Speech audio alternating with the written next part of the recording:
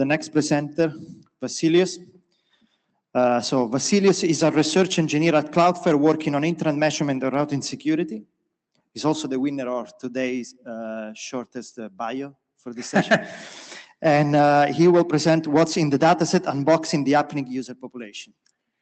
Thank you very much. I'm really happy to be here.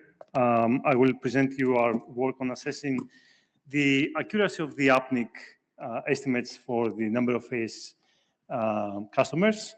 Before I proceed, let me first find how I use it.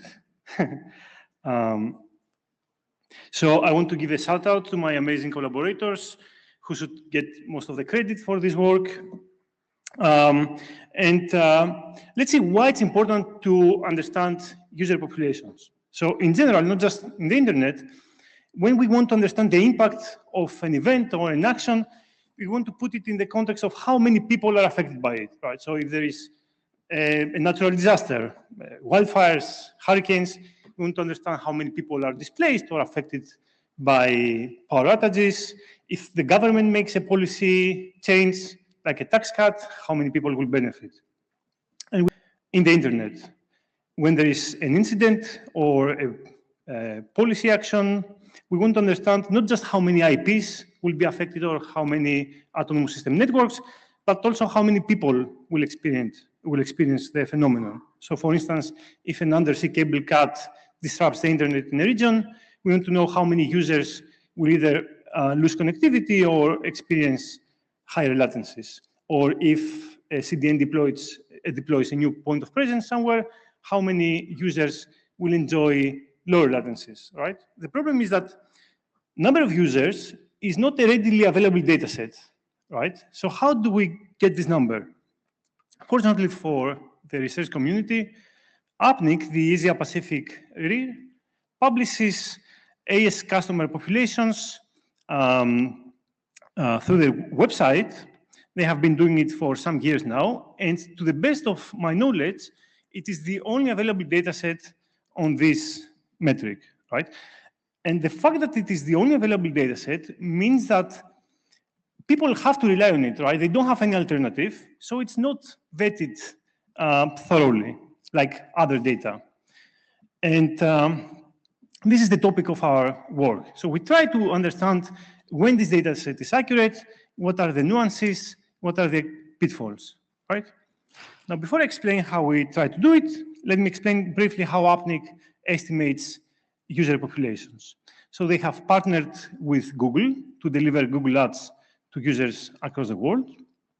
Whenever users receive an ad, APNIC will take their IP address, will geolocate it, and will map it to an autonomous system number, ASN.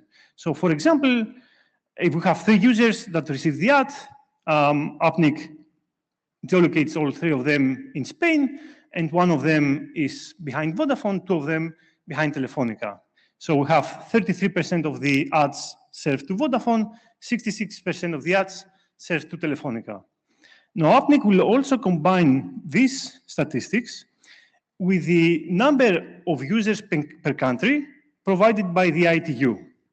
So they will say, for instance, Spain has 45 million users, and combined with the statistics on ads served, they can estimate that Vodafone has about 15 million users, Telefonica 26 million users, right? So it's a very simple but very smart methodology. However, it may have some pitfalls, right? Some potential biases. For instance, what if the ad placement is not uniform across all ASNs, right? Then this direct mapping between samples and populations gets tricky. What if the ITU estimates on country populations are inaccurate? Maybe some governments are not that good at providing statistics. We may also have incorrect IP geolocation. So if an IP address is geolocated in Spain, but in reality it's in Portugal, then these figures get biased by that. And we may even have incorrect IP to AS mapping, which we know that it's a non-trivial task. So we try to understand how these biases may affect the quality of the APNIC estimates. To do that, we collect data that reflect, at least in our opinion, user populations, either directly or indirectly, from 4 different data sources. First, we get data from a very large global CDN with presence across the world and more than 300 points of presence. We get the number of distinct user agents per ASN and the HTTP traffic per ASN. Obviously, these data are proprietary. We cannot share them publicly, just the results. We also did a manual survey of the number of broadband subscribers for ASes that publish their market share. So there are many ASes that say we have that many subscribers, or there are market intelligence reports. So we collected reports like that for 20 countries. And we also got some data from PNDB and MLab that reflect to some extent user populations. Now we'll focus on the first 2 data sets. Let me start by comparing APNIC estimates against the survey we did for broadband subscribers. So for the 20 countries we tested, we find strong linear correlation for 17 countries. 14 countries, 70%. So the headline is that this is good news, right? APNIC seems to be, very accurate in the general case. But there are also some notable exceptions where correlation is poor. Russia, Brazil, Japan, Poland, South Korea, and China. Here we see poor correlation. And we also observe that even in countries where we have good correlation, APNIC tends to overestimate the number of users for mobile broadband providers. And we hypothesize that it may be because ad blocking is less popular in mobile devices. So they receive disproportionately more ads compared to desktop users. Now let's compare the APNIC data set with the CDN data. Here I show the data obtained from user agents, but the result for HTTP traffic is very similar. We tried to compute 2 types of correlations between the APNIC user estimates and the same type of estimates, but this time with the CDN data. The first one is the Kendall-Tau correlation, which essentially shows if both datasets identify similar organization order, not necessarily if the actual number is the same, but at least we want the ranking of the organizations to be the same, right? So let's say BT is first, Virgin is second, and O2 is third, something like that. We also compute the Pearson correlation, which shows the agreement between the 2 datasets regarding the most significant networks, right? So here we focus on the networks that are the market leaders per country. So maybe the 2 datasets do not necessarily agree in all ASes in the country. So for instance, the US has thousands of ASes, but if they agree in the market leaders, then we say that they have principal AS agreement. So in this map, we color-coded the different types of agreements. With green, we have complete agreements, both rank and principal AS agreements. In purple, we have only principal agreements, and with blue, we have only rank agreement. And when you see red, it means no agreement. Again, the overall picture is positive, right? So we have, in most countries, either complete agreement, which is the ideal, or principal AS agreement. So for the market leaders, they agree. But we also see, again, some notable outliers, like Russia or Norway or Cameroon, where we have no agreement. And for some of them, the correlation is very poor. So let's see a couple of them and try to explain why. Russia is the country where they disagree the most, right? And we believe that this is because of the ongoing war in Ukraine. Google has reduced its presence in Russia, and Russia also tries to reduce its reliance on Google. So the market leader for ads today is Yandex, and that means that APNIC does not have enough ad samples, ad impressions, to provide accurate estimates for Russian ASes. The other interesting case is Norway, where we have a very pronounced outlier. You see it on the right-hand side plot on the corner. This is Opera VPN. So Opera VPN provides free VPN exit nodes located in Norway. And APNIC, thinks that this network has the most users in Norway, right? So it's proportion of users in the country is skewed by a lot. In the CDN, there is a filter for such IPs, so it identifies actual broadband providers in the country. There are more examples like that in the paper. I can go through all of them, but you see the kind of biases that may happen. Now, given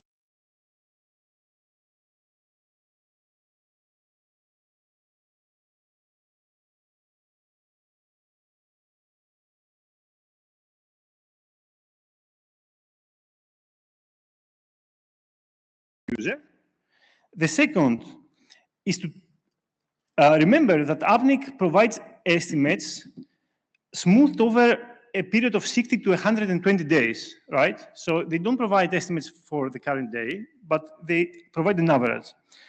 And also geolocation is also often responsible for errors. Let me focus on the first point, users to samples ratio per country, right? So in this plot, x-axis is number of samples, number of ad impressions, y-axis is number of users, and each point is a country. We have the linear fit log-log scale. The red area is the 95% confidence interval, and the countries that are above this confidence interval, we see that it's really hard to get accurate predictions for these countries. Consider Eritrea, for example. One single ad impression corresponds to 1,000 estimated users. So very small fluctuations in ad impressions can cause big deviations in user estimations, making it hard to create accurate predictions. In this map, we see the fraction of days across 2024, where the user-to-sample ratio is outside the estimated confidence interval. And you see that, again, good news overall, most countries are consistently close to zero, but also some countries light up. Russia is always outside of this confidence interval, and we have many countries in Africa and the Middle East that go outside of this interval frequently, right? So the recommendation we have here is that for these countries that are not always in the confidence interval, in a 60-day period, find the days where the user-to-sample ratio is the lowest, and use these days to compute the user populations, right? Finally, before I close, one point to be aware of is that if you want fine-grained estimations, like what is the population in a specific day behind an AS, you don't want to use the user estimates, you want to use the samples, right? And to give you an illustrated example, here we see the samples with red and the estimated users with blue for JANET, which is the UK academic network, right? The network which UK universities use to connect.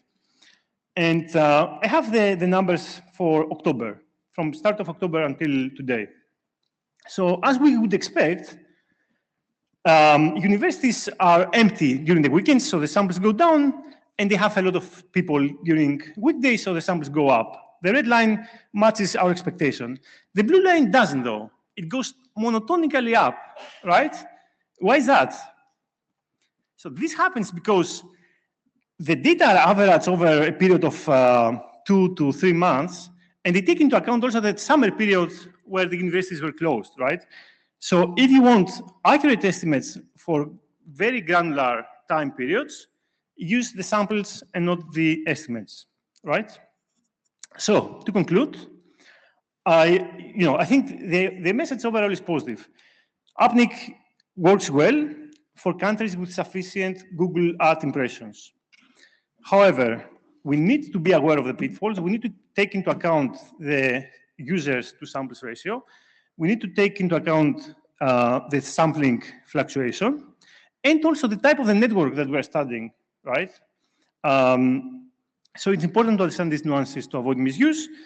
And in the paper, we explain how you can use some public data sets to cross-validate APNIC, given that this proprietary data is not available to anyone. I don't have time to explain it now, but I hope I got you interested enough to go and read the paper. Thank you very much. I'm ready for your questions. Thank you, Vasilis. Name and affiliation, please.